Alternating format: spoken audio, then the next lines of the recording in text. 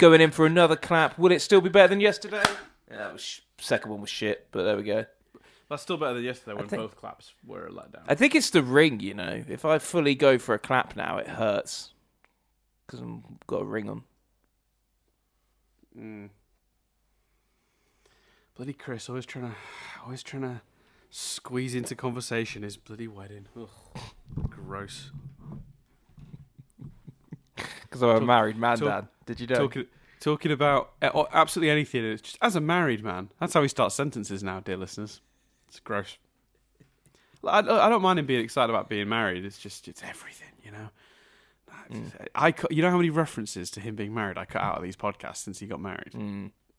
Yeah, like eight or nine references a podcast at least. You're always like, "What did you think of Ang's decision to do this week?" And I'm like, "Well, as a married man, yeah, that's exactly what happens. It's really, really upsetting. It's very strange, and God forbid what happens if Chris ever has kids and we start getting as a father." Yeah. Oh, which we get all the time. As a father. But except it'll be as a father, I really shouldn't be dedicating so many hours a week to talking about cartoons with you. As a father, I should really be shifting my fucking priorities. Oh God, that's so true that it hurts. Anyway, roll the credits. Yeah, roll the damn credits.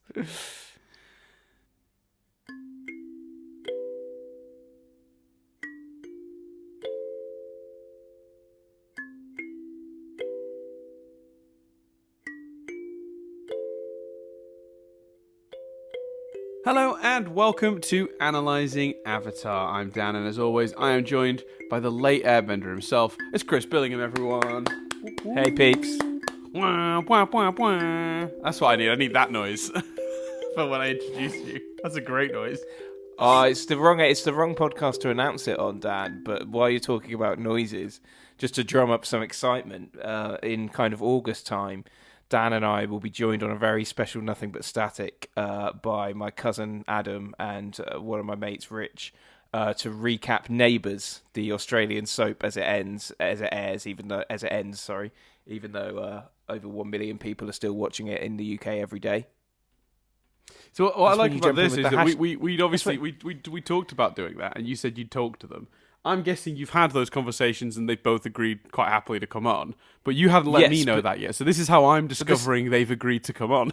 This is me letting you know, but you better jump in then with hashtag justice for the 1 million. But anyway, 100% justice for the 1 million. But I was taken aback by receiving that news. You know, so it's a little gag. I say gag. It's a thing from our Nothing But Static TV podcast when Chris jokingly insisted I include the news about Neighbours being cancelled, to which I very much was like, who cares? And then I found out that it was being cancelled for a sort of like weird licensing issues rather than that no one was watching it, which is what I assumed. And it turned out 1 million people were tuning in a day to Neighbours. So yeah, we're going to send it off in style. Chris knows 2 people somehow that watch it. No, actually not somehow. 1 million people watch it every day. Yeah. So it's not that surprising that Chris knows 2 people that watch it. And they two friends are going to come on. We're going to have a chat. We'll ask them what their favourite storylines were, who their favourite characters were. You know, what happened with Deep Bliss. Yeah, let's find out. You know, let's send the show off in style. But Dan, the reason I bring it up there, where you make noises, is because Rich is going to create a Harold Bishop soundboard for the podcast episode. Oh my God, that's something that probably should have kept as a surprise. That would have been I could have discovered that on the day. Well, now you know. Jeez, I can't do anything fucking right. All right, fine. Let's talk about Avatar. Jesus. You're right, Chris. I'm either you seem especially the wrong way. You seem especially I'm spoiling agitated. Surprises. Huh? You just seem especially agitated today. As a married man, it's... Did you get sleep last night? You all right? I did get a lot of sleep, actually. But, yeah. Starting to understand what's going on here. Anyway, let's No, talk I'm about. just saying. You first of all, you moaned that I'm telling you this way. Then you moaned that I spoiled the Harold Bishop soundboard surprise. This is what I mean. I feel- didn't moan. I just observed it was that was me reacting to the knowledge, because I didn't have that knowledge before on the first one. I was just like, "Oh, this is how you're telling me they've agreed to do the podcast. That's interesting. What an interesting way, or a fun way to do it." The second one was slightly more of a moment, because it's a shame, because that would have been a funny way to catch me out on the day, but not the end of the world. I wasn't like, "Chris, what the hell are you doing, man? Get your podcast game on. Like, what you think about the content, mate?" I wasn't yelling. I wasn't angry. You were just. That's the tone. That's the tone I heard it in. Yeah, exactly. But that's my point. Is that's the tone you heard it in? Are you okay? Because that's not the tone I said it in. Should we talk about Avatar, Chris? I'm worried you're gonna be so grumpy about this episode now, because if this is the state you've watched it in, oof, boy. Right. So let's talk about the Ember Island Players, everyone. So this is an episode of the show Avatar: The Last Airbender, where they kind of managed to sort of take a beat before the big finale to sort of recap events prior to the show, prior to this episode of the show, sort of, just sort of remind you of the story so far, but in a way that sort of like has a bunch of opportunity to do some really fun meta jokes, some just general observations, but also actually do a few genuine bits of sort of character stuff before we get into the finale. Nothing too crazy, but they do slip in some stuff. It's mostly just a sort of last opportunity to have a bunch of like silly, frivolous fun before finale time, before the 4-part finale. Now, I imagine, I don't actually know this. In this household, this is a very fondly loved episode. I love this episode. Nadia loves this episode. We watched it together last night. We had an absolute blast. It's so dumb. I kind of love it. It's also genius as a way to do a recap episode. I can't possibly express how clever this concept is, because it is genuinely brilliant. So I'm a big fan. So how interesting will it be for me to say how much I just love that? We'll do that. We'll cover all the things I like about it as we go. But I'm very curious, Chris. What did you think? Well, I think my big headline thought is that making a joke out of it isn't justice for Jet, is it?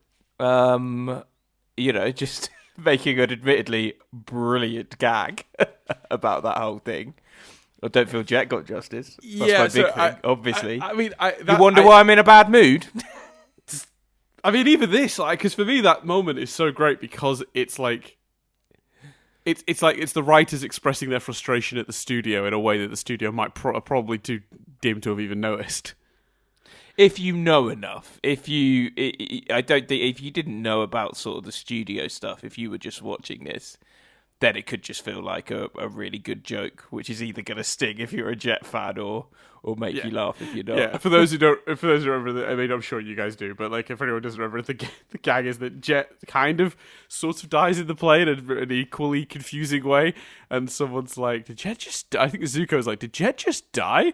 And Sokka's like, "It wasn't very clear."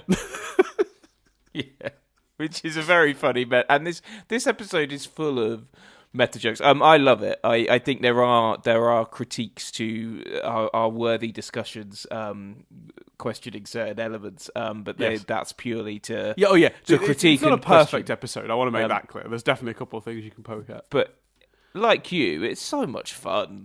It's just such a fun piece before the finale, and it's just very enjoyable, and the character stuff they do with it is really good and really interesting as well. I had the amazing experience of this was one of the episodes, this has only happened twice, and what an episode to do it on, where when Jess was next to me and watched it with me. It's just I was like, you can watch the finale now if you want. It's sort of recapped, and she just found the one old guy doing all the prop stuff very, very amusing. It's so good. So good. There's so many great background jokes happening in this episode. It's really, really very good. I mean, there's just a lot going on. I will say that listeners, I'm pretty sure I could hear the sound of Chris scribbling out all of his really aggressive negative notes, so he could be positive on this episode because I called him out. No, not at all. No, because I think that, like I say, I think there are things to critique, but in general, I really love it. It's a lot of fun. I had a good time. I think my two big critiques would be, one, because of its placement, the penultimate episode before the finale, you do automatically go, oh, it's a great, really clever way to recap. And it is. It is absolutely a clever way to recap. Mm-hmm. It's a clever way to recap if you've watched a series and are a big fan. Because otherwise, like, sometimes it's just a collection of scenes. Oh, actually, no, I need to give one, before I forget, I need to give one other nod to a genius moment. The fact that a lot of it comes from a very well-informed cabbage seller. Yes. It's fucking I love that genius. joke so much. I think they describe him as a surprisingly knowledgeable merchant of cabbage, which is just the best thing. So funny. I knew you'd my like counter that. to the recap. My counter thing to the recap thing is I don't. For me, it's almost not meant to be a recap episode, like, because it's more of a character exploration and a bit of fun. But I think if anyone was to go, right, I'll get pumped up for the finale, I can't be asked to watch, a recap video on YouTube. I'll watch that episode again. If it's been 6 years later and you just want to watch the finale and you chuck that on, you're not necessarily going to get the context. And two, the other, I think, interesting discussion point, and it bumps up against this in that final moment where the play catches up to the future. In order to do this episode and have it be fun and have it be light and have it be entertaining, the play has to be on the side of our team. And even when watching it before we caught up to the future, I'm going, well, this is weird because this is the Fire Nation and they're sort of presenting our guys like they're the heroes. Surely at the end they're going to change that and they're going to create a narrative where the Fire people win. Which is obviously what happens, and quite a emotionally effective moment for the characters. But the way the play unfolds doesn't really make a lot of sense when you think about the fact that it's from the point of view of the Fire Nation. And I think what's interesting is they could have done it. They could have almost done it the other way. They could have done a version of the play completely told from the Fire Nation's point of view, and maybe there are moments where they make Aang out to be really childish and he has to face the fact that maybe he was really childish at points. They have moments where, Sokka's, they reiterate all the things that the people, that our characters fear about themselves and then heighten them because they're telling it from the villain's point of view. And it makes them wonder. And you know what? I think that would have been more heavy and maybe more interesting, but it wouldn't have been as fun. And I think you do just need a bit of fun before the finale. So I think what they did, it's fine. I would have what they did over that, but there's definitely some inconsistencies in the narrative of the play. Yeah. When it just at the end, it's like, oh, they suddenly remember they're the Fire Nation. So they try to cover this off. They try, but I think they clear up that the writer of the play is from the Earth Kingdom. So I think if you hear that, the explanation in quote marks, and as far as I'm concerned, it doesn't work. The explanation, like, it's not a good enough cover for the problem Chris has highlighted, which was my major criticism of the episode as well. If I was forced to pull one, because I say again, like you, it doesn't really matter. It's such an enjoyable episode. It's like, who cares, right? But if I'm gonna do a hour-long podcast where I analyze the show, we're gonna have to find some things to criticize about it, and that is the biggest one. The explanation in quote marks is theoretically that he wrote the play based on what he perceived to be the real events, and then they went, well, you can't have this ending where it looks like Aang might win or whatever, so just make the ending the Fire Nation win. And they very lazily updated his play to be Fire Nation propaganda in a way that doesn't actually affect the majority of the play. So most of the play does in fact frame Aang as the hero, with even the crowd cheering when he beats up the Fire Nation ships at the end of season 1. The Northern Water Tribe, when he smashes up the Fire Nation ships, the crowd clap and cheer, which is insane. And then obviously by the end they're clapping and cheering for Ozai. So the kind of the explanation, the episode kind of layers in very subtly, but also like so subtly you'd miss it, and therefore it's kind of like, is that really good enough? Is that it's supposed to have been a play written by an earthbending guy, an Earth Kingdom guy, who's obviously gone and made his play, and then they've Fire Nationed it up at the end. So yeah, that's the cover. But I thoroughly agree with the criticism itself. The play as a play makes literally no sense as a play. Like if you were in the audience for that, you'd be so confused. It's such a strange thing to do. And obviously a lot of the changes in the play are like for comic effect. So like Zuko's, so the idea is like they've got the broad strokes right, but small details are often wrong. So like obviously people don't know that Zuko was the blue spirit. So in the play, Zuko fights the blue spirit, which is fun. His scar is on the wrong side. That's quite a funny idea. Like because obviously that's extra funny because like that's like the Prince of the Fire Nation. Like everyone should know what he looks like, right? That's a really weird detail to get wrong, but anyway. But like, it shows a certain laxical like approach to it. But yeah, as a play, it just does not function because again, the hero of the play for most of it seems to be Aang because it is retelling the show where Aang has been the hero for those jokes to work, and then obviously they do the propaganda side of it right at the end, which does have a great impact for when it cuts to when it the sort of we pan to the crowd and see our characters reacting to them themselves being depicted as being horribly defeated on stage. That is a great moment. But I almost like your pitch better, Chris, of like the whole thing is like a Fire Nation propaganda, but it forces them to sort of like come to terms with things about themselves, and like the Fire Nation have like pulled up all of their worst traits, like specifically to like make them look bad and stupid, and the whole thing plays that way. But you don't get as many of the meta jokes that way, I don't think, because then you can't be as accurate in your depiction of it, and it doesn't then function as an actual recap either. So I'm torn on that, but I do think that's a really good idea. I would like to see that version of the episode. Yeah, but I think it's also the wrong version. It's the wrong thing to do just before the. As fun as it is, the notion of going into the finale, or as interesting as it is, the notion of going into the finale with them all overthinking their flaws. I suspect it's probably not what's needed for the finale, and it kind of, you end up with Katara wrestling with the fact that she can be a bit mum-like, Aang wrestling with the fact that he's been a bit mature, Zuko wrestling with the fact that he's been a bad guy. We've seen those things. Do you know what I mean? Like, with suddenly sort of, we'd be repeating a lot of beats. So I agree with you. I think I would like to see that version, but as you said, I'm very happy with the version we got. What do you think? Because your last point there, then. What do you think of, what would your response be to what my critique of, I don't think it actually functions that neatly as a recap? Yeah, sorry, we got onto a few different subjects and we missed that one, didn't we? No, it's just because it's interesting because, your last sentence there was, and then it wouldn't function as a recap. I'm not 100% sure it does. Yeah, so I think it does, but under a certain caveat. It functions as a recap for someone who has seen the show, but a while ago. I think it's exactly what you described. Somebody who hasn't seen the show for ages, wants to just watch the finale or whatever, or wants to jump back in, then it functions as a recap because you already understand the world and the characters, and it'll just remind you of the plot points from along the way. Oh, that's right, Ba Sing Se fell.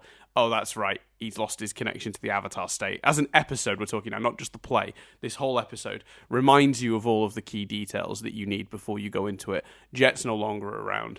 Aang's lost his... Hashtag justice for Jet. Aang's not got his link to the Avatar state anymore. He hasn't had that since he was hit by lightning, by Azula. Zuko switched sides. Iroh's really proud of him. That's a great one. We'll come back to that. The Zuko Toph conversation is one of my favorite things about this entire episode. So I think it does function as a recap, but not a recap where a completely uninitiated person sits down and watches it and understands the entire show. There's no version of a recap like that that's going to function. Like even in a world where it was just a clip show, you couldn't cram 3 seasons worth of story into one 20-minute episode. You physically couldn't do it. So I do think it functions as a recap, but not the sort of recap that you'd be able to just like show a person who doesn't know anything and get into it. But the kind of recap I looked up, for example, for the show Dexter before watching Dexter New Dexter, whatever that show was called. Where it's like I watched that show originally. It's just been a while.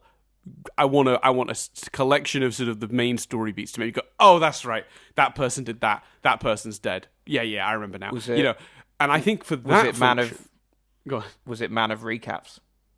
I can't remember. I usually, Chris, I'll be honest with you, Chris, it's very casual the way I look up these recaps. I very rarely subscribe to those channels, but it might have been. I don't subscribe to any of them, but Man of Recaps is very good. Right. Great. Well, there you go. A little shout out for a good recapper. Yeah, I mean, I'm sure there's plenty of people that that are very good at it. But yeah, so that kind of a recap, that's different, isn't it? Because that's me reminding myself. And even for like us now, Chris, like there must have been plot points, especially when they were looking at the first and second season, that you went, oh yeah, that happened when you were watching this episode. So I do think it's a nice way to sort of think about how far we've come right before we get to the finale. So I do think it functions as a recap. Again, would it be a good way to introduce someone to the show? Absolutely not. Most of the humour is derived from understanding the initial context. But for someone who's maybe had when we know there was there was big gaps in release of these episodes. We talked about that recently. There was a 6-month gap between the invasion and the batch of episodes we're watching now, So yeah, I think it's good. And I also think what's clever about it is they actually skip over a bunch of the season 3 stuff on purpose, because it's like, you've just seen that. We're not going to recap the season you're currently watching. All the detailed recaps we get are season 1 and season 2. And when it gets to season 3, they do the big beats, but Aang misses out on a bunch of stuff, and Sokka has to quickly catch him up. And they make another similar joke about Combustion Man dying, similar to the Jet joke, where it's like unclear, but I think Combustion Man just died, which is great. It's another really good meta gag. But yeah, so for me, it answers the bigger question. Too long didn't read. Yeah, I do think it functions as a recap, but not as a cold one. Just so you know, Man of Recaps Avatar recap full series is 21 minutes 24 seconds. One thing the recap this episode didn't cover, Dan, and probably the thing I'm most excited about the finale for, the thing I'm most intrigued about, my big sort of pull for the finale is, are they going to do something with this? Because the recap didn't mention, and in fact, nor did the episode, that they've got a bunch of other folks with them at the moment as well. But have they though? They split up last episode. Oh yeah, that's true. Yeah, that's very true. So I've been wondering about the way that sort of played out, because this is one of the reasons I mentioned that last week, was like, it's such a strange, arbitrary choice that they've like divided the team out of nowhere. Well, why did they even? Well, I don't think in a way the arbitrary choice doesn't become dividing the team. The arbitrary choice becomes the people, those kids and that group not becoming prisoners.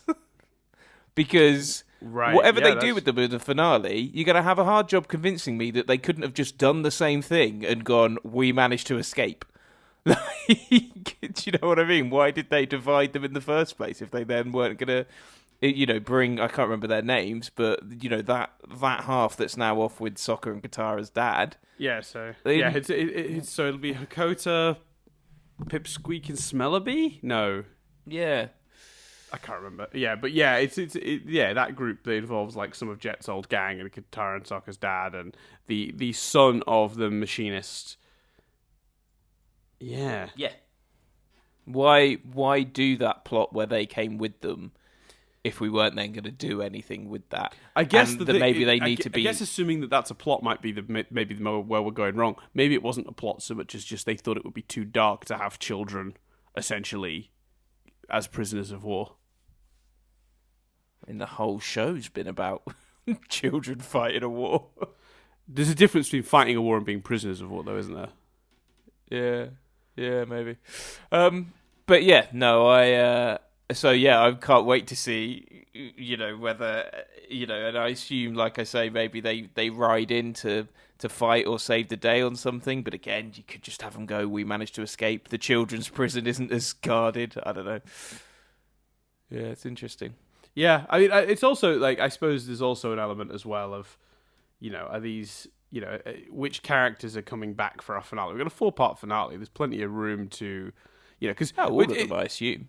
Yeah, exactly. This is the thing, isn't it? It's like, how many characters are still out and about in the world? So how many of these guys are actually going to play a part in whatever happens next? And again, exactly. I think you could be reasonably safe to assume at least some, if not all, of sort of the characters that we know about that are still out and about are going to make some sort of return. I've been really surprised, though. I will say, I've been very surprised on this rewatch how little Iroh is in this series. Like, it's blown my mind, actually, a little bit. Because I always remember thinking, like, oh, the voice actor died, but they replaced him and he does a really good job. And, like he's 2 episodes? He's been in with a speaking role? Like, no, they I mean, maybe that was always the plan, but they cut the character. Yeah, he's not really in the show this season at all. So yeah, I thought that was interesting. That's very true. That was an interesting surprise. Because I always just remember him being present in this season. But yeah, he had a great little arc, but that arc involved him being mostly silent. Yeah, but it was a very powerful arc, and hopefully, that's one of my big sort of wants for the finale. I think some wicked Zuko Iroh moments, which I think we'll get. But I really loved the Let's Talk Then. It's a good segue into something you put a pin in, the Toph Zuko moment. Zuko, yeah, fucking hell. Where, she says he's already proud of you. And I think she's absolutely right. Like, it doesn't 100%. matter that they've not spoken. If Iroh knew what he'd done, he'd be incredibly proud. Yeah, and there's a chance Iroh does know. I know this is going to sound like this is obviously going to sound like sort of speculation, but realistically, it's probably not been publicized that the prince has defected.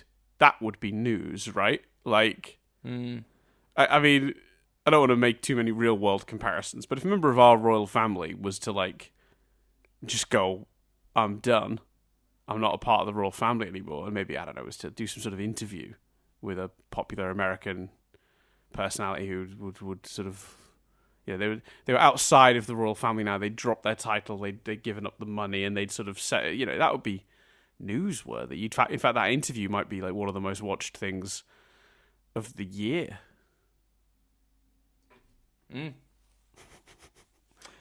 Was that subtle enough? I think so, Dan. Yeah, I think anyone understands what I'm referring to. No, so if I'm honest, it took me too long to get it, but yes. Yeah, so my point, I suppose, is it would be a member of the royal of our royal family of any nation, like sort of seceding from that family and like being like what they're up to is wrong. I'm out. Like would be news. It would be news anywhere. So there's no way that hasn't reached Iroh wherever he is. I'm just imagining Iroh just watching the telly and watching Oprah sit down with Zuko and May, just to chat about things, and he's like, oh. And they're like, so which members of your family are racist? And he's like, well, definitely my dad. He's really pro Fire Nation. He doesn't really care for people from not the Fire Nation. As evidenced by the 100-year war that he's been waging on everyone else. I would hope he does. I would hope he does know. I think you're right. I think it's a fair assumption that he would. Yeah, obviously, that was a jokey approach to like the answer, but yeah, in reality, it would be public knowledge, right? Because they do it in the play. It's in the play that Zuko left, so people must just know. Do you know what I mean? Like that's what happens. By the way, can I just say I loved that in the play. The reason Iroh and Zuko fall out is because Iroh gets sick of Zuko's hair. It's out of control. It's just the dumbest thing I've ever seen. I love it so much. Yeah, so let's talk. I'll break down the Toph moment more specifically because I really do like that moment. So yeah, Toph is correct. Iroh does probably know already, and he is probably proud. But even if he didn't know, he'd be proud to know. We got distracted on that point. The moment is just one of my favorite things because, it's true that we saw that conversation between Iroh and Toph, and he was so worried about Zuko, and he was so it was heartbreaking to see him struggling with where Zuko was at, and like at that point Zuko had gone off on his own and Iroh was kind of following subtly, if you remember rightly. So perfect to have Toph, who had this long conversation with Iroh about him, sit down with Zuko and be like, hey, this is like, you're upset because you mistreated your uncle, but like there's no way he's not proud of what you're achieving now. This is all he ever wanted for you, and you wobbled on that journey, and that led to you two falling out for a time. Seeing you commit to becoming who you could be, Ira would be thrilled for you. And having that reassurance for Zuko from someone arguably impartial to a degree, I think is really important beat for that character to get,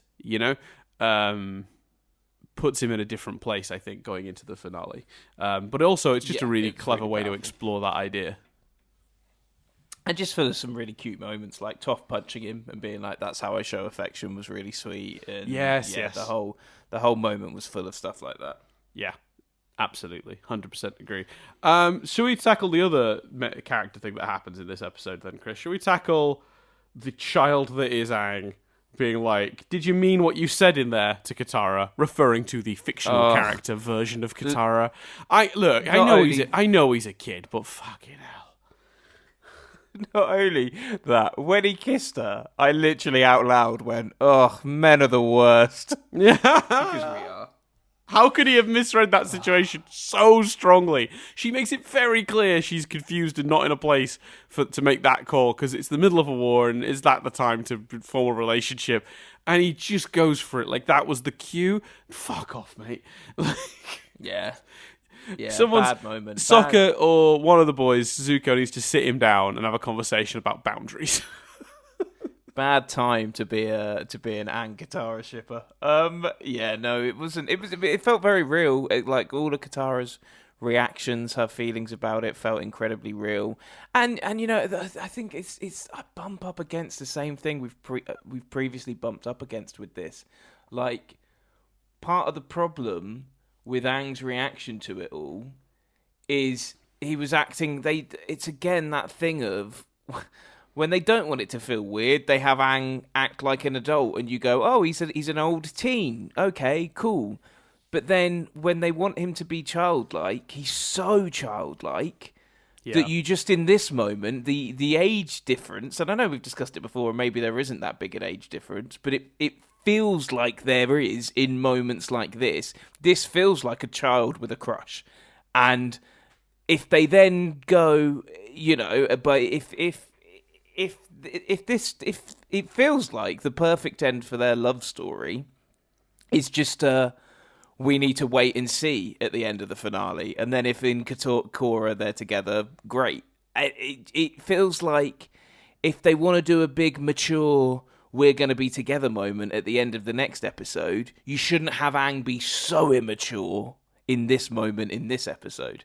I do think they sort of want this relationship to be a story, but I think it really damages that story when you do moments like this where Aang is so immature, because you just don't then believe that, they are going to be together, at least now.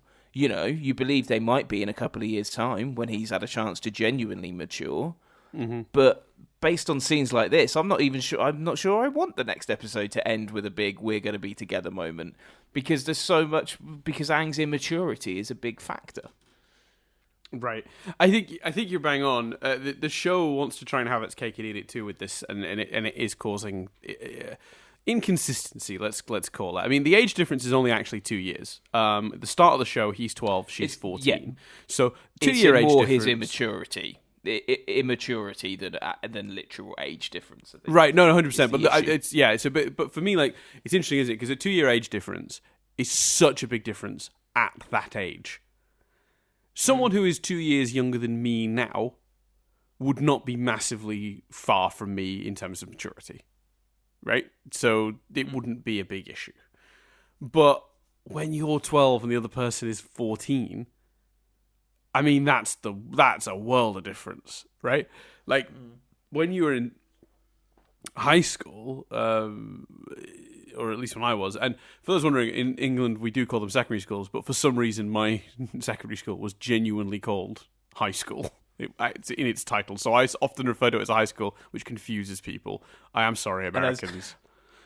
As you can tell by Dad's use of the word genuinely there, he has also had to defend that multiple times to people when they're like, difficult. well, yeah, but it wasn't like literally called a high school, was it? And Dad gets so infuriated. I've watched you have that argument with people so many times. I don't want to name the school, but let's just but it was called such a thing, high school. That was its name, and I understand that's confusing, and I understand that makes me sound like I watched way too much American TV as a kid. That's also true, but I promise you, my school was called high school. If I gave you the name, you'd be able to look it up and verify. I'm not going to do that. Actually, does it matter what high school I went to? I can say that, can't I? Actually, I don't go there anymore. I don't live anywhere near it. It's the other side of the country. It was called Harrytown High School. That sounds so fake. Look it up. It's right there. It was called Harrytown. Harrytown High School.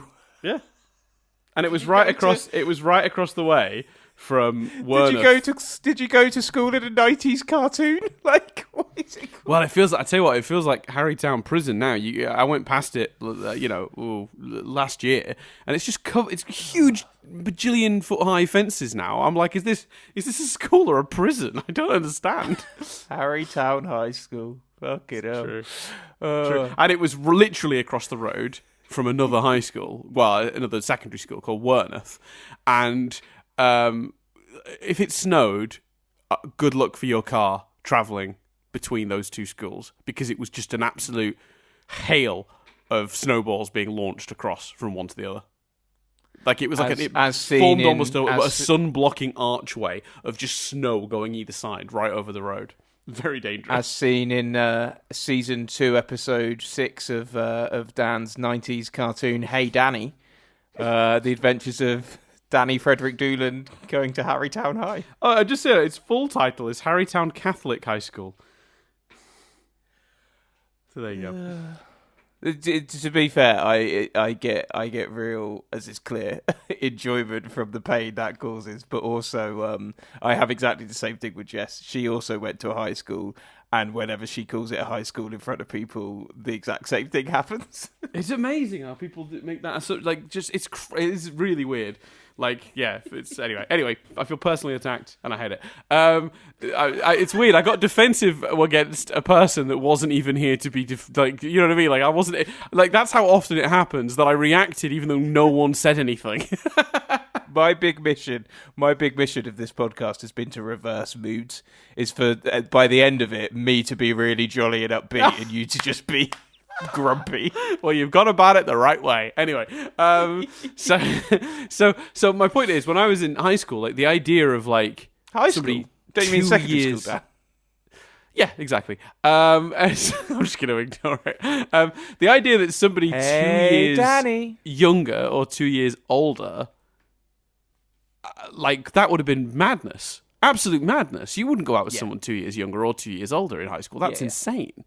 You know, that's like, that's the world of difference at that age, because of how much you're maturing in the space of a single year.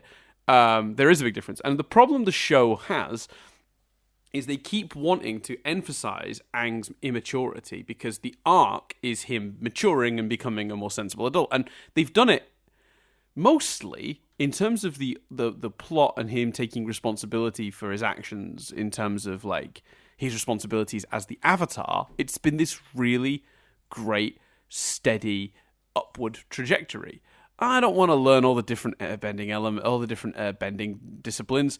I'm going to ride the penguins, you know, to now where it's like, yeah, I'm going to have to wage a war. You know, we're going to plan an invasion. I'm going to seek out a firebending teacher. He's making sensible decisions. Or even last week, you know, with Katara, you know, forgive, you know, vengeance isn't the answer here. Extremely mature. Yet, because they've pushed Aang Katara into an open place by having the kiss at the invasion, they've been forced to come up with ways to sort of stall and undo, and that's led to this. And this will hurt the believability of any potential togetherness that occurs in the final episode. And I agree, I 100% agree with that complaint, because they can't have their cake and eat it too and say Aang is maturing in all these ways, but he's also still deeply immature in this way. And I understand why you want to make Aang seem immature, because that's the arc, right? But now we're towards the end of the arc, because we're towards the end of the series. He should be making much smarter decisions than this. And you could argue that his maturity has been purely sort of linked to his Avatar training and his his responsibilities as the Avatar, and that he's still very immature in many other respects. And that is also going to be true. Let's be honest, a kid that's led this life that he's led these last few years, last year, I guess, is the course of the show. The show roughly takes place over a year, I think. His growth in that time has been all about his job as the Avatar. 100%. So it's very possible he'd be very socially stunted in other ways. So it does. You certainly can fansplain it, but again, as Chris pointed out, it's so inconsistent, and it's like it's going to be hard to sell their relationship if you want to then commit to it in that final episode.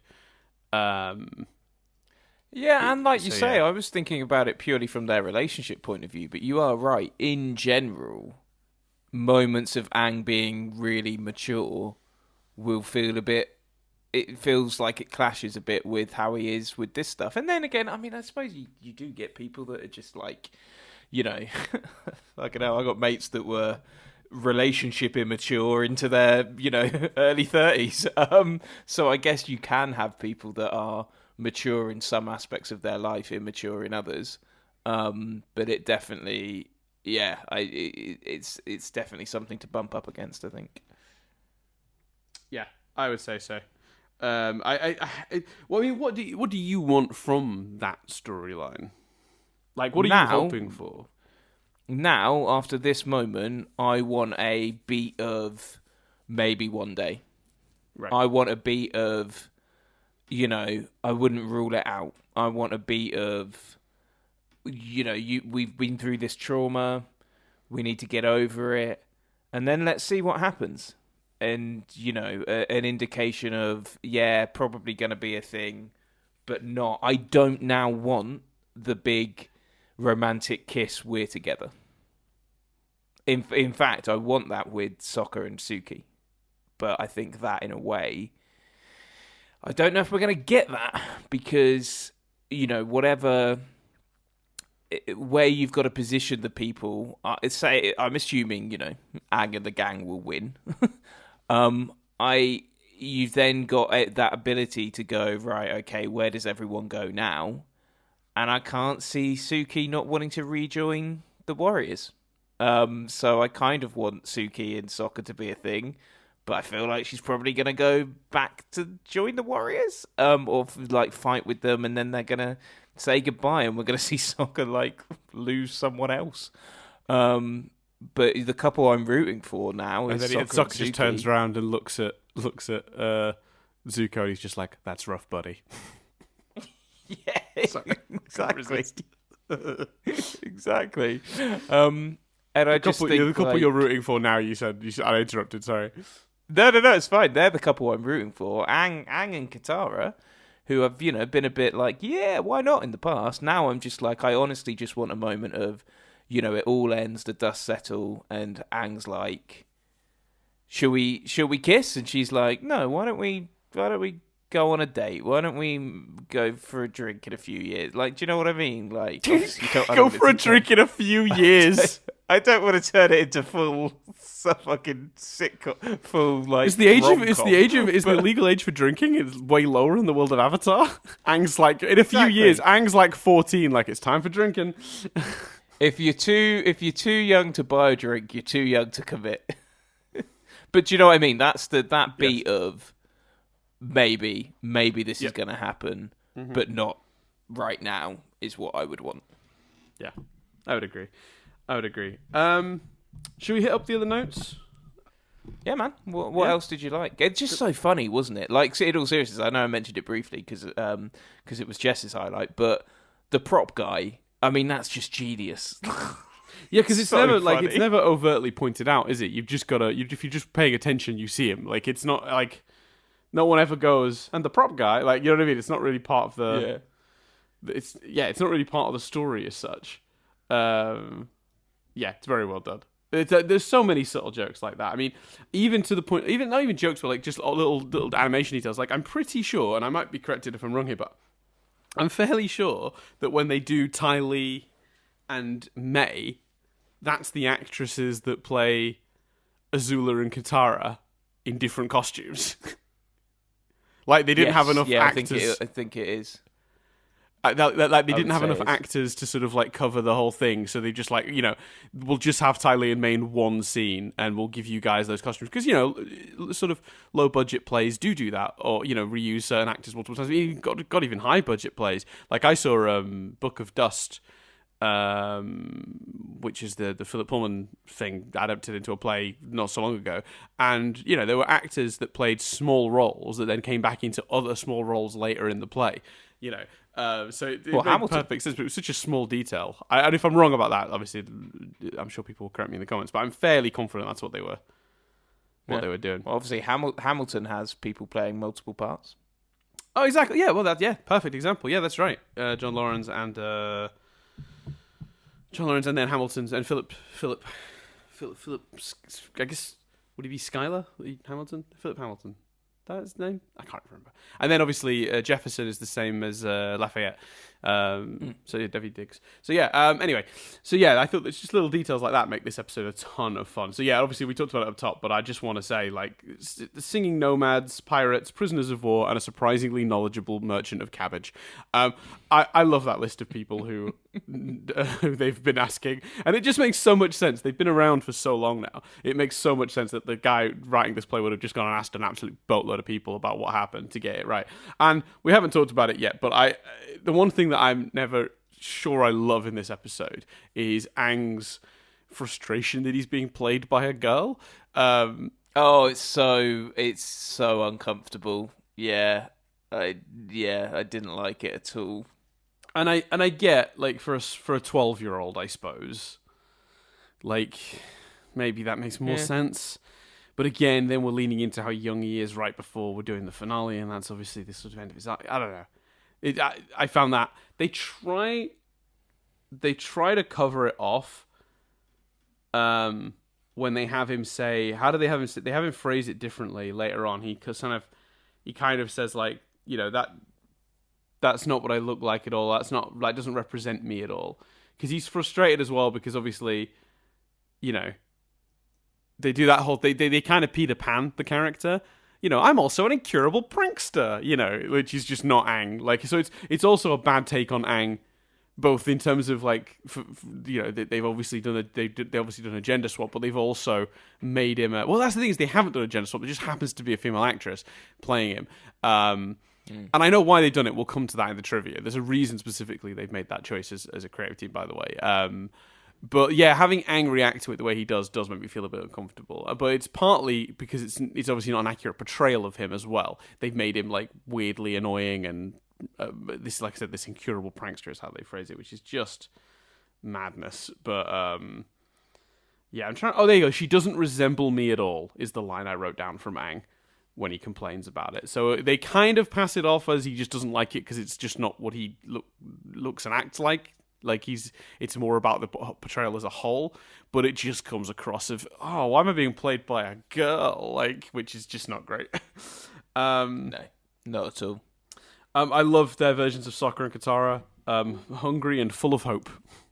All the Katara stuff about hope, and also when it's gonna make me tear bend, which is just an insane sentence. The Sokka actor is so good. Yeah, he's great. It's so much fun. And that whole subplot, actually, of Sokka wanting to give him, like, better lines because he thinks that Sokka's jokes aren't good enough, and the Sokka actor loving them and, like, using them is fantastic. That's a great little plot in this episode. I also love how much of a couple he and Suki really are now. They're like an old married couple. She's, like, rolling her eyes at him when he's being a goofball and stuff. It's kind of fun. It makes it feel like they've been together for longer than they have, but I enjoy it.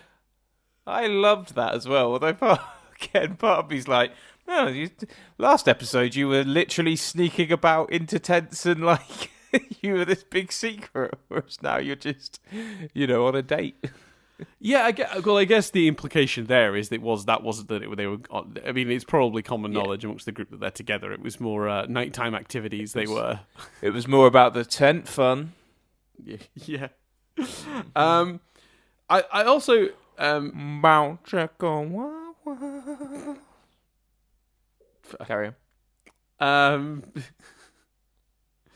Why have I written down? Why have I written down that? Is that a quote from someone? Oh, this is the kind of wacky time-wasting nonsense I've been missing. I can't remember who says that. That was great. Yeah, Sokka says it. That's great. I love it. It was brilliant. Yeah, that's what he says about when they're going to the play initially. I love that they nailed Zuko, always rambling on about honor, and his hair shifting every scene. This is a great interpretation.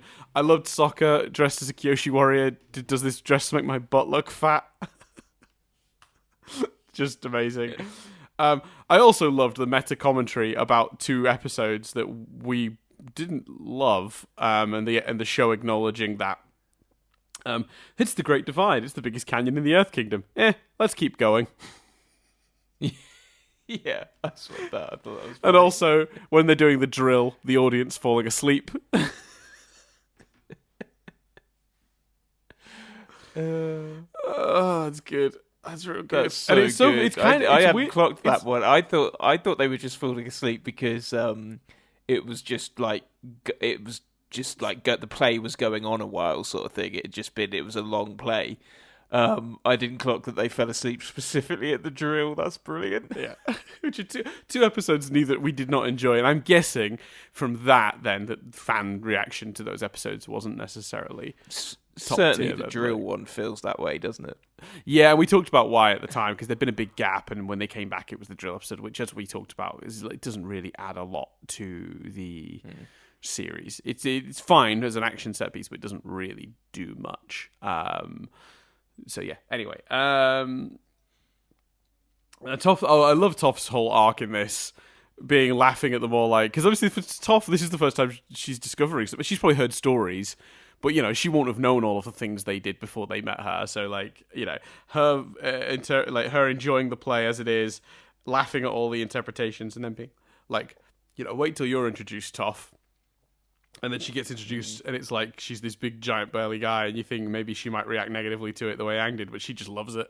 She just thinks it's amazing, which is so good. Yeah, that whole thing was done very well. I also enjoy that her reaction to them all being upset by it. She's like, "Look, guys, it's like how this. It's clear this playwright did his homework. Whatever you think, that's what's on stage. That's the truth." So trying to poke them all. I think it's great. It's so good. I also love another detail they got wrong on purpose. They wrote that they got wrong on purpose. Was Toph sees through, because no one really understands how Toph sees. In the public perception of Toph is that she produces sonic waves from her mouth. That was amazing. Absolutely brilliant.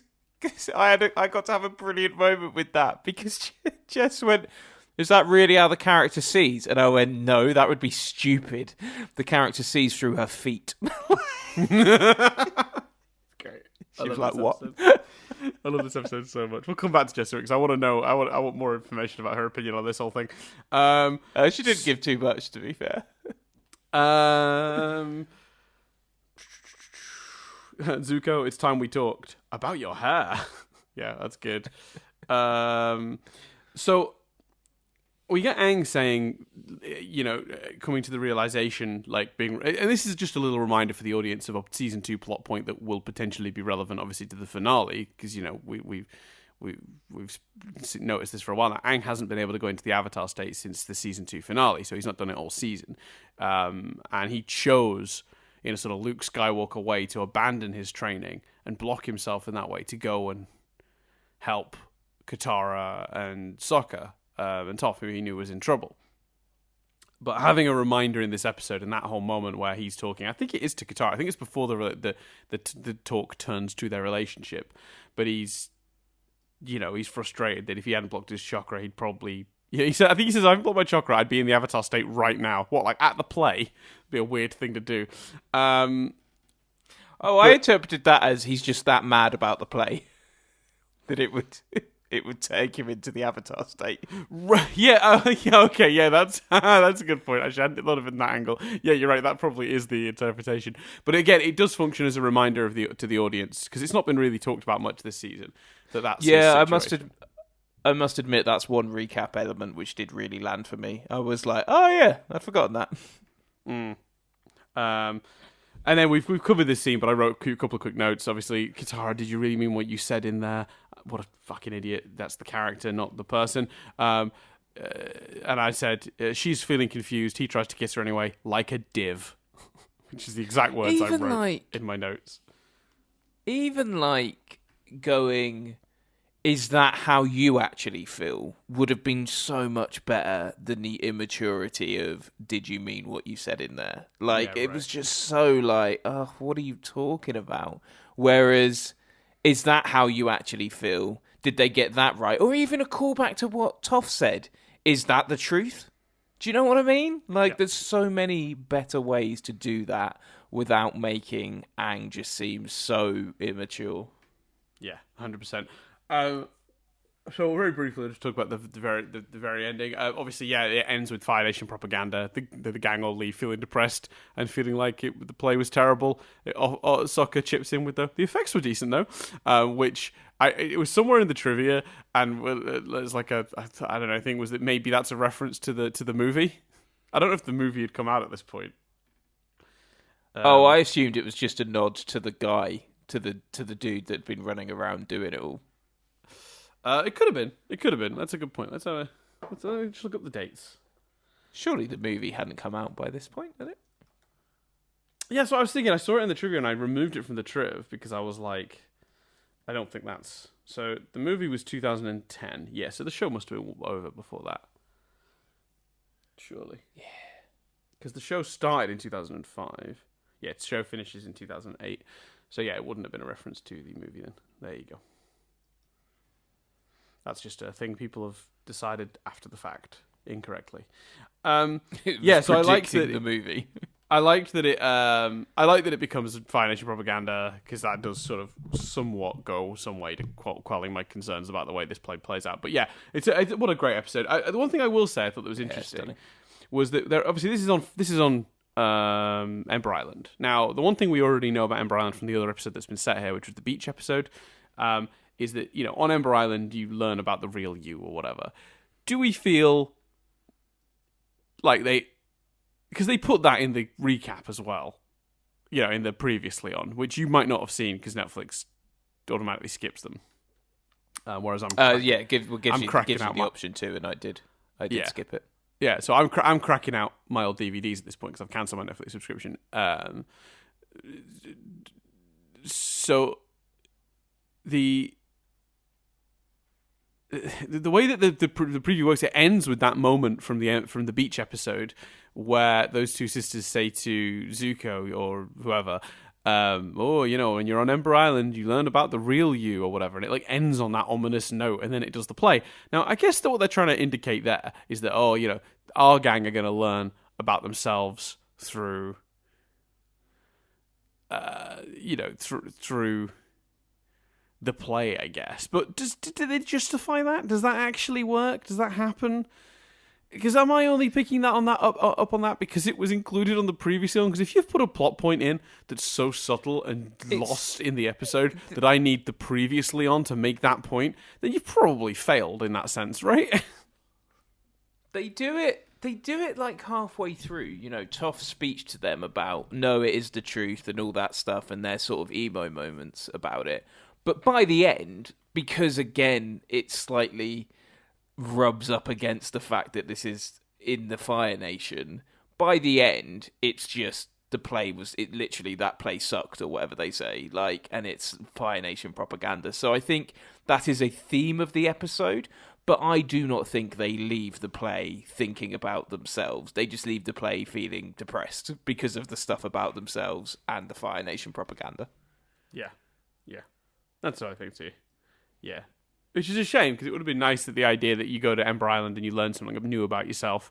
It would have been cool if the play had encouraged them all to learn something new about themselves through the play. which would have been doable. It might have taken up some of the time in the episode, but it would have been doable. I think that's the problem. The time it would have taken up, maybe. Yeah, for sure. I like the idea that they're here. By the way, I think this is a really neat idea that where they've gone for refuge is the last place that the Fire Lord will look is at his own beach house. That is where they're currently camping out. It's kind of genius. Yeah, that was very funny. Yeah, and it also positions them close to the Fire Nation for whatever confronting needs to happen in the next episode. And I feel like there's some confronting that needs to happen, Dan. Well, I'll ask you at the end of this if you've got. I feel like we've got ourselves a finale, my friend. Well, once we've gone through the trivia, I'll give you a moment to give us any thoughts you might have on where the finale goes. We'll see. So I'll give you some time to have a think about it, Chris. So we'll do the triv. Now I want to. Oh, sorry. I'm gonna give you some trivia. Let's triv it up. Wow, that was a loud one. I could tell. Wow, that was a good one. Yep. So I want to complain for a brief moment about the trivia for this episode because, like the last, I don't know, 20 episodes has been like 4 or 5 pieces of trivia. I've just trimmed out 1 or 2 and read the couple that were there. This is a 1,000 bajillion word long trivia section, and I went, oh god, there's a lot of trivia, but that's fine. If it's all good trivia, I'm happy to read the trivia. Not most of it wasn't trivia. A big chunk of it was just things that are different in the play from reality. That's not trivia. That's plot points. Yeah, that's content from the episode just being explained to me. Yeah. Fuck off. And we need. It's working, peeps. He's getting grumpier. Oh my god! He gets the jollier. To be fair, Chris, you can't take credit for this. This is unless you went in with the distinct and made the trivia so long and tedious. Last night before I came up this morning, you can't really take credit for this one. I don't think I did. I spent my evening last night editing the trivia. Well, it worked. Congratulations. So I'll read out the ones that I've got left, but I'll be honest with you, there might even be some in this that shouldn't be there because there were so many, and it took me ages to cut them all out, like ridiculous. So. Let's do this. So the idea of a young male hero being acted by a woman is similar to the traditional English theatre productions of Peter Pan, where the title character is often played by an actress. The portrayal of fake Aang is much like the character Peter Pan, who is also known for being immature and a bit of a trickster, and is forever juvenile. In the commentary track, the creators of the series indicated it was a send-up of the pressure on them when they were first doing the show to cast a woman as Aang's voice rather than a young boy. This is actually very commonplace for preteen male animated characters. I mean, the most famous example, I guess, would be Bart Simpson. He's voiced by Nancy Cartwright. Because obviously getting an actual young boy in is potentially like, you're dealing with a young person. There are extra rules on how long they can work and, all this stuff. So it's sometimes the productions find it easier just to hire an adult woman to do the young voice. But obviously, in this case, they wanted the authenticity of an actual young male actor, and that's what they went for. But it's part of the point of the gag is also to poke fun at Nickelodeon for kind of encouraging them to do that early on. So there you go. We learned something new. The black-clad stagehands can be equated to the stagehands from traditional Japanese kabuki theatre. In the real world, the adoption of these stagehands costumes to signify the invisibility of ninjas in kabuki plays is responsible for the pop cultural depiction of ninjas as wearing all-black outfits. So the reason we depict a ninja wearing an all-black outfit is actually not how ninjas ever dressed, but is a sort of an expansion of the imagery from these old Japanese kabuki theatre plays, where if they wanted a stagehand, someone to be on the stage moving around a set piece or whatever, they would dress them in all black with those like those visible eyes, and that's where that iconography comes from. That was interesting. The image for the poster for this play is an exaggerated rendition of the box art for the season 1 DVD cover, which is actually true because I always noticed that. I thought I recognised it. I was like, where have I seen that image? And then I was like, and now you said that, I'm like, oh yeah, of course. Because I literally sent it to you a couple. We talked about the DVD box Yeah. art a few weeks ago, didn't we? And I sent you the images. So even though the Cabbage Merchant's last appearance was in Tales of Ba Sing Se, he is mentioned here as surprisingly knowledgeable merchant of cabbage, which suggests either he's heard stories from past then, or he was just a source of stories just prior to that point. So any information from like when they fought Boomy and stuff, like when they were in so when they were in where's my brain? What was Boomy was the king of? Oh God, not Ba Sing Se, the other one, Omashu. I was just starting to look it up, but my brain kicked back in. So presumably that's how they got some of the stories from what they were up to when they were in Omashu. The title of the play, The Boy in the Iceberg, obviously is a reference to the series' first episode. Fun one here. The actor who voices Zuko, the stage actor, he's voiced by Derek Bosco, Dante Bosco's older brother. Oh, nice. That's good. So that's nice. The actress Yue is voiced by Jenny Kwan, who also voices Suki. Nice. So that's just a fun little thing that they did. I don't know. I guess she was able to do a different voice. They're just like, that's a fun idea. Here we go. When Aang's actor on stage mentions they are flying above the Great Divide, the soccer actor jokes they should just keep flying, poking fun at the fan base's reaction and distaste for the Great Divide, as it has the lowest ratings of the series. I assume that means also rankings, like in terms of like IMDb rankings and ratings and stuff, rather than just that it wasn't watched by a lot of people. Likewise, the audience yawning and falling asleep during the section of the play dealing with the drill is a reference to a vocal portion of the fan base considering that episode to be boring. Now, we reviewed that episode, and I don't think the problem with that episode is that it's boring. I think the problem with that episode is that it's completely inconsequential. Anyway, the portrayal of Toph is a reference to So when we talked about this when Toph was first introduced, I think Toph was originally being designed as being a big sort of strong male character, and then they, in development realized that Toph was a much more interesting character if they sort of approached her from a different angle, and that's when they had the idea of having her as a small girl with these expectations upon her, but she's actually, tough as nails or whatever. So that's one of the reasons they went with that. Dan, sorry to interrupt your flow on long trivia. As a married man, I'm very, very lucky. And my wonderful wife's just brought me in some toast. Do you object to me rolling my chair away from the mic while you continue with the trivia and eating my toast? Do it. Go for it. Thank you, Dan. I really appreciate your support at this time. I'm sorry I ever doubted you went to a high school. I appreciate that. And now my goal is to go through the trivia as quick as possible, so to finish it before you finish your toast. No, I'm kidding. All that means is that you'll get the noise of me quickly eating toast in your ear, which will be even worse than regular. Yeah, I've already taken one earbud out, so I don't have to completely hear it. So hopefully listeners won't hear Chris eating toast, or they might, for fun. Anyway, while he was still... while he has Zuko's original top knot at first, the Zuko actor subsequently has a spiky haircut and long hair, parodying the fact that Zuko's hairstyle has changed numerous times during Book 2.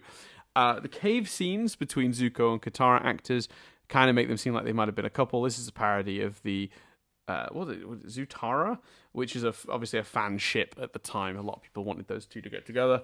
Sokka offering his actor advice is a reference to the way that Jack DeSena, the voice actor for Sokka, added his own input to Sokka's lines, which changed the original serious Sokka to the fun-loving Sokka of today. It might also be a reference to the well-meaning way fans are constantly bombarding the creators of their favourite shows with, it quotes, helpful suggestions. I like that. So it's nice that they did that, because obviously the actor that helped bring Sokka to life brought a lot of that fun to him. I like the idea that they kind of incorporated that into the play. Or the idea of this episode of the play, where the real Sokka helps Sokka actor become more fun. Throughout the episode, Aang is wearing the same kind of hat that Shu wears in The Painted Lady to cover his tattoo. And I will say this right now, it's the dumbest hat I've ever seen, and I hated it. Just it looked stupid. And it really didn't help with Aang looking immature that he wore a stupid hat all episode. I know why. He has to cover his tattoo, but dear Lord, give him something different. Bring him back the headband. Everyone else is wearing their old Fire Nation outfits. Let Aang wear his headband again. Anyway... though actress Azula uses blue ribbons to represent her blue firebending, when she ultimately quote-unquote kills actor Zuko, she summons orange and red flames. I thought that was not weird, but like an interesting choice. The action sequences between actress Azula and actor Zuko, and then actor Aang and actor Ozai, were inspired by the Shaolin shows and Chinese acrobatic performances. That seems to be accurate. In the episode's DVD commentary, the creators said the writers had to put in the episodes... Wait. So interesting. Okay, so in the episode's DVD commentary, the creators said the writers might have put in the episode's last scene as a jab at the upcoming movie. So the movie was upcoming at that point. So maybe that line, but the effects were good, was there for that reason, because that's the creators of the show suggesting that. Interesting. Well, I'll get Chris's thoughts on that in a minute. He's currently eating toast. No, I'm done. You know. It wasn't as bad as I thought. I don't think it was sourdough, but hopefully that wasn't too distracting for you, Dan. Like I said, I took one earbud out, so I didn't have to hear it as loud as I could have done. I put the other one back in there. That helps. Maybe then. That seems like a slightly dick move. Like, they're just, Especially if the movie wasn't even out yet.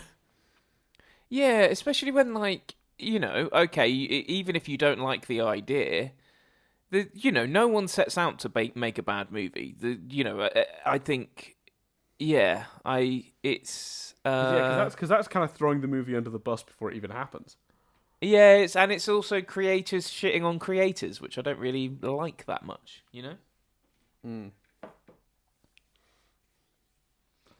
know. Those are my 2 pennies on that. I'll spend them wisely. The actress playing Aang uses the phrase "yip yip" before going into the Avatar state instead of using it to get Appa to fly. This is one of those things I should have cut because that's just an thing that happens in the episode. It's not trivia. Sorry, everyone. Although I do find that funny. I do love that she says "yip yip Avatar state" and then goes into Avatar state. It's a good moment. I felt when writing that at 4:00 this morning, as I was updating the trivia for you, I just thought that was an amusing moment that should be talked about. Agreed. The glow-in-the-dark eye paint on actress Aang's eyelids and tattoos simulates her going into the Avatar state. This is apparently a reference to a Halloween costume worn by Mike DiMartino, one of the show's creators. Just a couple more. God damn, it's long. This is the cut down one. This is like not even a quarter of, I think, what's in there. After Aang is shot with lightning, the actress who plays Azula, Mai entirely assume a pose used by the 2000 movie Charlie's Angels. That would suggest that I was wrong about the actors playing each other then if all 3 of them were on stage at the same time. So there you go. Fair enough. Yeah. Several scenes are intentionally out of order. For example, the Blue Spirit was shown before the episode Jet. And if you observe closely, it becomes clear that several other plays or events are in different order, like Combustion Man's death, which is depicted before the invasion when it was actually after. So I did enjoy the fact that, and I almost wanted them to cut back to Zuko for the moment the Blue Spirit came on, because obviously in the play, the Blue Spirit comes on whilst and fights Zuko, and I just love the notion that all these really intricate details have been found out and been like revealed, but not the fact that Zuko was the Blue Spirit. Right. Yeah, that's great. And I almost wanted to cut back to Zuko looking a bit shifty in that moment. Yeah, because has Aang ever retold that story to the rest of the gang? I don't know. Because do they know that Zuko rescued him as the Blue Spirit? Yeah, you think actually that would have come up in the whole trying to convince them he's a good guy, and could have been like, well, he did save me that one time as well. I think that is. I think Aang does say that. Oh, okay, fair I enough. think maybe he does. I could be wrong, but I think he does. But it's one line, and it's like easy to miss or like not like sink in, if that makes sense. Last piece of trivia: the sound effect used for actress Aang's glider were directly taken from a real life toy version of Aang's airbender staff. Yeah, there you go. Trivia. Phew. Got there. Did it. Well done, Success. Dan. Great trivia, my friend. So, thank you for supplying the trivia. So we're here, Chris. The finale. Yeah, end of the road, mate. What are you thinking? What are you thinking? What do you? Well, let's do both. What do you want from the finale? What do you think we'll actually get from the finale? I want Iroh and Zuko to reunite, and I think we'll get that. I want Suki and Sokka to sail off into the sunset. I don't think we'll get that. Aang's got to face the Fire Lord. I want epic fights involving the whole gang. Azula's the one that I can't quite work out. In that I don't know. I don't know what the. Maybe Azula and like the Fire Lord take each other out. Maybe that's the answer. I don't know what happens. You can't, as I was discussing last week. I don't think you're going to convince either of those to change their minds. So I don't know how you end those stories other than them getting defeated. The show's had a real aversion to death, so I don't. Maybe they get arrested. I don't know. I'd like to see Azula in. No, I don't know if I do want to see her embarrassed in some way. But you want to see her get her comeuppance, I guess. Maybe through Ty Lee and Mei Lee, who have sort of shifted sides, haven't they? Yeah, they were. I think they were arrested, weren't they? The last time we saw them too. Yeah, but the notion they helped Zuko escape, so they've so I think so. May helped Zuko escape, and then when Azula went to attack May for that, Ty Lee defended May. But I want a big old battle, Dan. Is my main thing. I don't know. As all along with Avatar, I've not really been predicting much because I've just been enjoying watching it unfold instead. Yeah, and it's not a show steeped in mystery. I mean, the world is reasonably well explored pretty immediately, and it's not like, ooh, what's going on with this, what's going on with that. So it's not that kind of a show. But I was just curious as to how you what kind of resolutions you want. So that's the answer I wanted. Like, what did you want to see? I think particularly for the characters, I suppose. I suppose you want the Fire Nation to relent, and you kind of want a new structure to where, the Fire Nation isn't just trying to take over.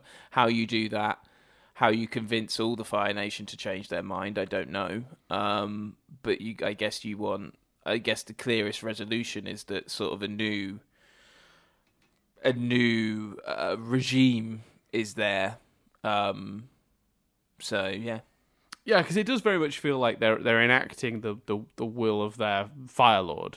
So the goal of the show has always been defeat the Fire Lord, whatever that means.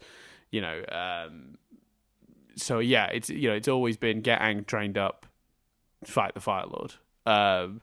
So I guess in terms of the world, the expectation is as you said, a new regime. That would be the goal. You want the bad guy to just turn around and stop, and you just find yourself thinking, how's this war going to end if it's led by someone that just, refuses to see sense? Subtle enough? Pretty. Oh, the real world's messed up, innit? We are recording this in advance, so who knows what's happened with many things. But the way it stands at the moment, the world's pretty scary place. To give people more context, in case that was too subtle, early March 2022. Just put that out there for if you want to figure out what we're referencing. Anyway. So yeah, okay, cool. So yeah, I'm pumped for the finale. For those who want to know how we're going to do the finale, So, very quickly, Chris is going to watch the entire thing. We will split the podcast up into multiple episodes. I'm not sure if we're going to do it as two, one covering the first two, one covering the second two, or if we'll do it as 4 individual episodes. I'm not 100% sure on how we're going to do that. I think 4 individual. Yeah, we'll see. We'll need to have it. We'll do is what I think we should do, Chris, is we'll watch it first, because the plan was, so basically what we were concerned about was this aired as one, this finale. Making Chris watch each part and then record will interrupt the flow, and therefore interrupt his ability to just watch and enjoy these episodes. So we wanted Chris to get an experience like what a viewer would have had when it aired originally. So what we decided is Chris is going to watch it as one. From this point, he could literally go off this afternoon now and just watch to the end of the show. He might not do that, but he's now free to just watch the whole thing in his own time whenever he likes. Then when we sit down to record, whatever we're recording, Chris will then rewatch prior to recording so that we can focus on the episode we're doing. In terms of deciding whether we're going to do it as 4 individual episodes or 2 episodes or however we're going to split it up, we'll make that decision once you've seen them, Chris, because you might feel actually we can lump these two together and these two together. It might, once you've seen the episodes we're going to be reviewing, you might be more, you might have a particular opinion on how you want to divide it up. So we haven't decided across how many episodes we're going to cover the finale, but Chris is definitely going to watch it all in its entirety, and then we're going to break down the review in some way. That way we get to cover all of it, because I think if we watched it all and then just did a finale, in quote marks, we would probably talk about a lot of the end game stuff and some of the details across, it's 4 whole episodes, some of the details would get missed. So I do want to break it down at least into 2, if not 4, to make sure each section gets reviewed correctly and properly and gets the attention to all the stuff that's happening in it. So yeah. We'll see. I'm very excited. I'm very, very excited, Dan. Are you excited? Yeah, very much so. I think it's going to be. I'll be honest with you. I'm mostly just sort of excited because it's whenever we get to the end of one of these, when we got to the end of Fringe Observers, when we got to the end of Steven Universe. Fringe and Steven Universe, Fringe Observers and Steven Universe E. I can't mix and match the podcast name with the show name if I'm doing that. When we got to the end of both of those shows, there was a real catharsis in feeling like we'd achieved something, even though we haven't. Yeah. We'll have reviewed the whole show. You're looking forward to feeling like we've achieved something again? Yeah, I'm looking forward to feeling like we've achieved something in the face of all the evidence to the contrary. No, it's always very nice to get to the end of a big thing like this, isn't it? To these big projects. Yeah, definitely, and just exciting to see how it concludes and to sort of have watched it all, to not have gaps in my Avatar knowledge, although presumably that will quickly become Korra. But you'll spend the whole finale going, oh, well, maybe that'll be explored in Korra. Who knows, Chris? For fuck's sake. Yeah, well, so we'll come to that when we come to it. But yeah, so I'm super excited. I think it's gonna be. I'm really looking forward to watching the episodes again. I remember, God, I can't remember the exact last time I watched the sort of Avatar finale, but I had an absolute blast. It's such a great. I still feel very confident this is gonna, this will feel like a satisfying ending. But who knows? I've never watched it with the requirement of then having to review it on a podcast. So, man, there's a chance I sit down and parts of it don't work that previously I didn't notice, because that's happened multiple times across this. So that's its own little adventure. I always have felt very fondly and very positively about the way this show ends. But even episodes that I thought were solid, I've discovered criticisms of as we've done this. Episode like the Southern Raiders, which I always remember being a bit of a, like a maybe not a stone cold classic, but like a really solid episode. We had some legitimate concerns about the way it came together, and hitting the finale and having those questions and seeing, I don't know. Well, just think about how little you remembered Iroh not being in this series that much. Do you know what I mean? And we rewatched this entire show during the pandemic, when it in 2020. So it's just mad to me. Yeah. No, I'm very excited about it. Yeah. So yeah, I'm very excited too. So yeah, listener, you have the benefit right now. Head over to the Patreon, get episodes a week early. Whatever we've done for the first part of the finale, it's available now.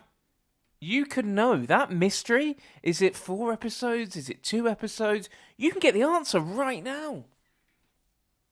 Patreon.com/nothingbutstatic, you lucky devils, you. For as little as $1 a month. It's weird that it's dollars, I understand. Just like it's weird that my high school was a high school. So American. Yeah. I don't know. So the other day at work, at my work was like another day, have you another got on dollar, today, and I was Dan? just... What was that, sorry? What pants have you got on today? Because no doubt you call them pants, not trousers. Well, some of the other day literally was like another day, another dollar, and I was like, they're paying you in dollars? How weird. It's so strange. So I was that guy for them. That's like, I've moaned about this before, but you know when you're a kid and like you got a sleepover or something, and it's past midnight, and you're like, oh, what are you up to tomorrow? And they'll go, don't you mean today? Oh, fuck you. Oh, I hate those people. I imagine that was you. No. Good. I'm glad to hear it wasn't you. No. Also, people that say, see you next year. Oh, no, New Year's Eve, different thing. I love a New Year's Eve joke. Mate, Yeah. as you know, I'm a nightmare on New Year's Day. You are. Ugh, I've not had a pee all year. Yeah. Oh, I'm well aware. That's the exception to the rule. I half expect you, if I was to ever spend New Year's with you, I would be expecting you to walk out about 5 minutes before midnight and be like, see you next year, and then commit to the joke and not turn up again until after midnight. Oh, mate, honestly, New Year's, I'm a fucking nightmare. Yeah, see, I'm literally this like, is one of those my leg things, isn't it, hurts. where Do you you've think- become the thing you hate, because as far as I'm concerned, that's basically the same as being like, don't you mean today? Yeah, no, you've got a good point. That's fair. But, I'm literally like, oh, my leg hurts. Do you think it's because I've not moved from this sofa all year? I love it. I love it so dear much. Lord. What we learned today, folks, is that Chris is insufferable. Oh, I'm kidding, of course. We've always known that. Anyway. It's fair. Yeah, so Honestly, Ember on Island that, Players, it's absolutely solid fair. episode. What was that? I just said it's absolutely fair. It's completely fine. So yeah, Ember Island Players, really good episode. Good time was had by all. Some mild criticisms, but mostly this was a great way to go into the finale. Very excited about the finale. Tune in next week for that. You can get us in all the usual places. We're on iTunes and the Spotify's and wherever you get your podcasts. You're welcome to review us in those places too. That helps support us and share us across those platforms. You can also subscribe and comment and like on YouTube. That also helps. You can also tell a friend. Do that. We like that. But also the other thing. Oh yeah, keep listening. Do that. That's fun too. Just keep listening. We enjoy that. Raphodraws. Yes, Raphodraws. Yes, RAPHPHO. Raphodraws. So it's instagram.com/Raphodraws and launchlinks.io/u/Raphodraws if you want to get access to all of Rapho's various things, including a Redbubble account where you can buy like phone cases and t-shirts and all sorts of stuff with Rapho's great artwork. For those who don't know, Rapho supplies the artwork that's the core piece of artwork for this podcast, which is that apron in front of the sunset piece. It's beautiful. There's two versions actually. There's apron, the sunset apron, moonlight. We use the sunset one, but there's a moonlight one too. Also beautiful. Please support Rapho in all the ways you can. Rapho was very kind and just let us use that artwork with no questions whatsoever. It's kind of amazing. Yeah, they didn't even request that we. Some people might think that like was part of that deal, but you have to name me on every episode. Nope. No, that's just us. Like, Literally, they would just like go for it. Cool. sounds fun. I hope good luck with the podcast. Like just no qualm. No compunction, just brilliant. What a lovely person. And also, like a big part of why this podcast does probably a lot better on like podcast platforms than it does on YouTube, because when you search like Avatar podcast, like our artwork, it stands out, man. There are some brilliant Avatar podcasts out there, tons of them, in fact. But like when you're just scanning through the list, artwork wise, ours does stand out. Regardless of the quality of the actual podcast, which is, as we have established, poor. Oh yeah, we don't match it in terms of quality of what we do. But the artwork's great. Yeah, artwork's fantastic. So yeah, so thank you, Raphos, for supplying us with that all these episodes. And let's be honest, I'm probably not going to change it for Korra because why would I?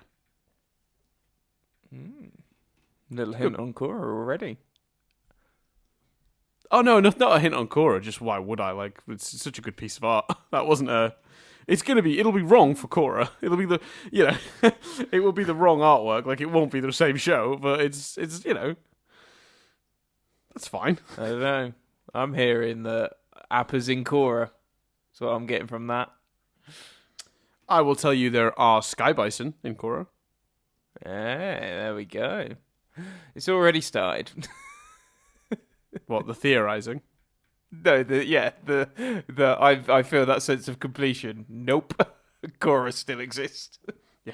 I'm looking forward to getting to Korra, but I think I'll tease now and we'll cover it at the very end of the very final episode. There's going to be a bit of a gap before we get to Korra, and we'll cover why. But don't worry if you're thinking, oh, what? The guys aren't going to be podcasting. No. We're just saying there's going to be a gap before Korra. That doesn't mean we're not filling that gap with something, baby.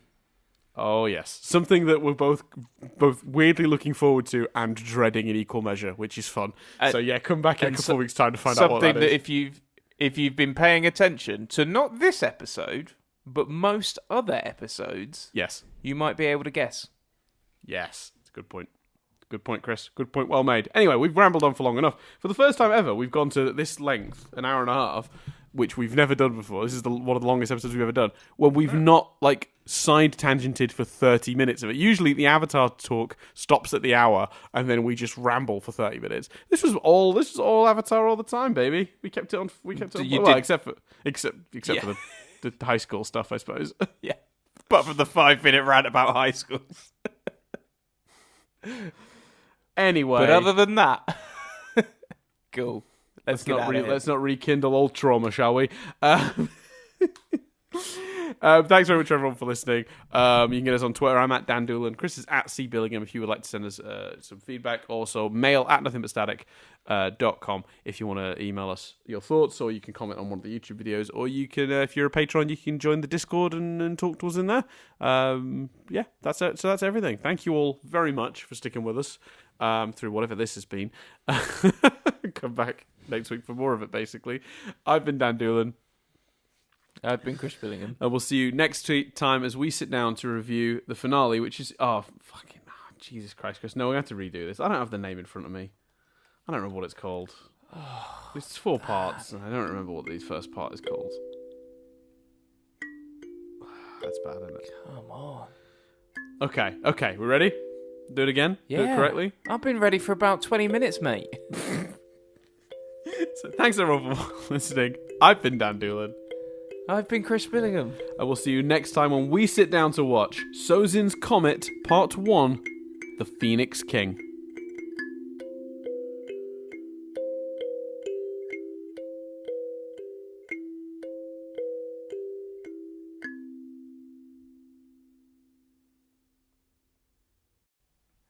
We looped all the way back round. You got me grumpy again. Yeah, I win! With your lack of preparation. I win. It's the finale. Even I knew it was called Sozin's Comet. It's the subtitle I couldn't remember. I knew the finale. I knew it was called Sozin's Comet, but what was the next part? It's called part 1, The Phoenix King. Cool. Bye.